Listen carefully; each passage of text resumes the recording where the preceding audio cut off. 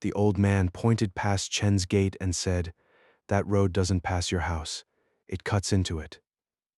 Chen told him to leave. That same night, his pregnant wife was rushed to the hospital. A few weeks later, Chen was pulled from a wreck on the same bend. It happened in 2011.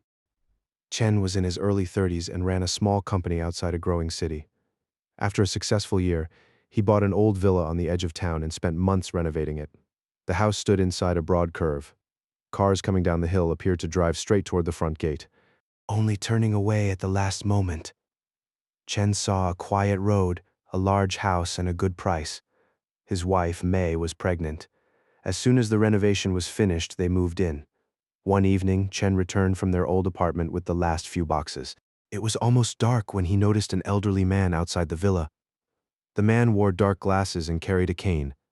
He walked slowly beside the wall, stopping every few steps to study the road. When Chen approached, the man asked, "Do you live here?" Chen said yes. The man raised his cane and pointed across the gate. "This house is inside the curve," he said. "The road closes around it like a sickle. I wouldn't keep my family here." Chen assumed he was setting up a scam. First came the warning, then usually came an offer to fix the problem for money. "It's only a road," Chen said. "Please leave." The man lowered his cane. He did not ask for money or try to change Chen's mind. He simply shook his head and walked away. That night, May woke with severe pain. Chen drove her to the hospital, but the pregnancy could not be saved.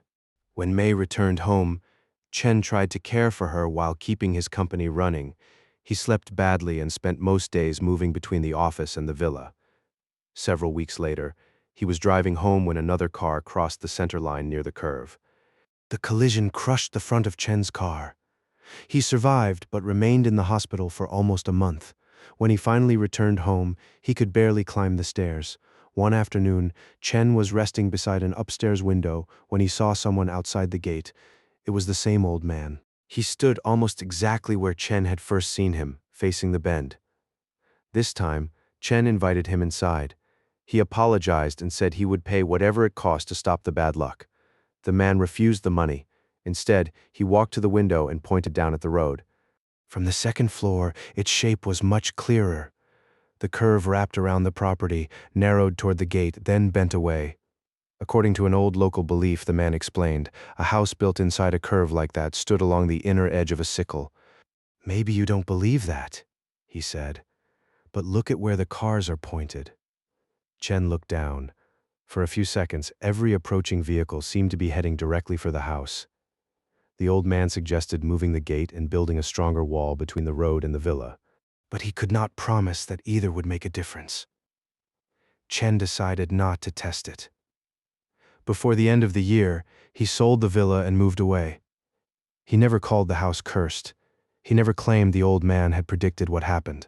But whenever Chen visited another property, he stopped outside before entering. He looked at the gate. Then he watched the road. Chen never bought another house inside a bend. Subscribe to Shadow Mist Files for more unexplained stories, strange local legends, and mysteries that never received a clear answer.